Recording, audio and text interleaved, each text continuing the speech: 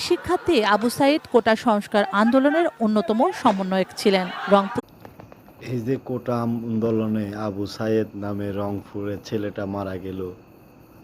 আবু সাইদ 4 ভাই, তারা সবাই ছোট।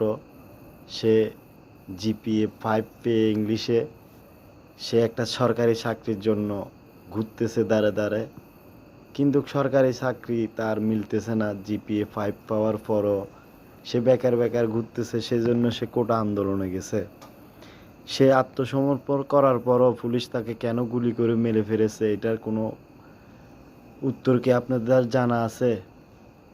শেষ পর্যন্ত সে জায়গাতে মারা গেল, কিন্তু পুলিশ তাদের গুলি ছুড়ল না।